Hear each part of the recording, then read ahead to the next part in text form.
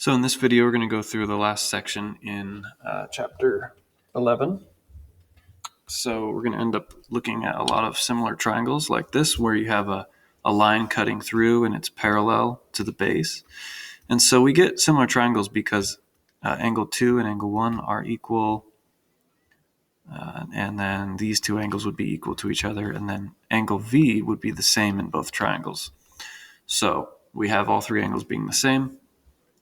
Therefore, they are similar triangles, and we can set up our ratios and proportions.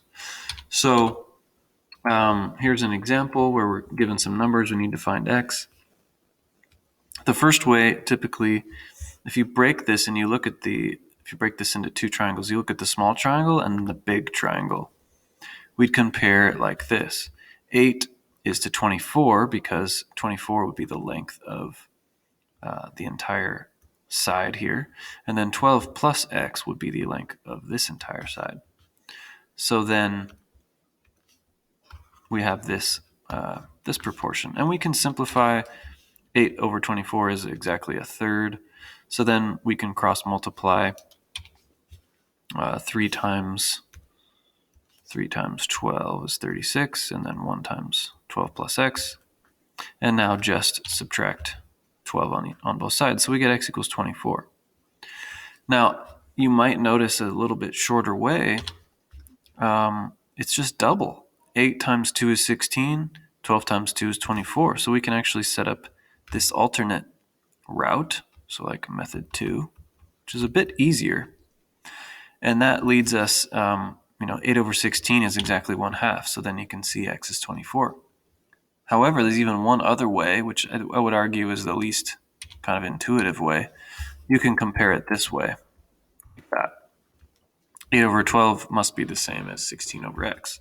And then we can simplify, or just cross multiply, is what I did on this one. So 8 times x, and then 16 times 12 is 192. And you get the same thing. You could also simplify this to be divided by 4. And then we can see we just multiplied by 8. So we'd have to multiply this by 8, which would give us the 24. So kind of 3 different ways to see it. I would argue this is the easiest way. Just compare this one to this one and this side to this side. Okay, on to one more example where now we have 3 triangles.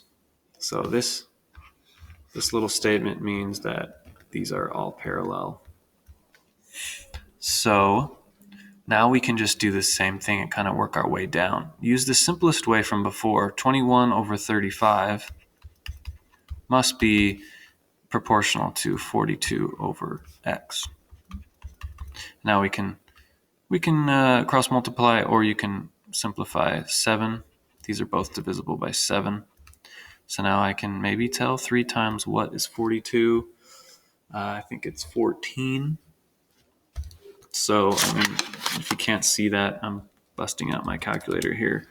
Yeah, so then I can just multiply 5 times 14, and I get the answer. X must be 70. Of course, we can cross multiply 42 times 35 and then divide by 21, and you get the same thing. So now I'm going to fill in, this is 70, and just keep going down. Now I'm going to compare 35 to 28,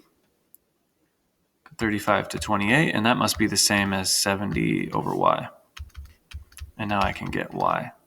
Oops. Let me fix that. And now cross multiply, maybe that's my favorite method. It just involves the least amount of thinking. I just need to have a calculator handy because these numbers get quite big. And now I can divide both sides by 35. So 1960 divided by 35 would equal y. And so that would come out to be 56. Okay, so there you go. A couple examples of some problems that I could give you where you're just comparing triangles within triangles. You could also be maybe asked to find lengths like this one, and this one, and this one.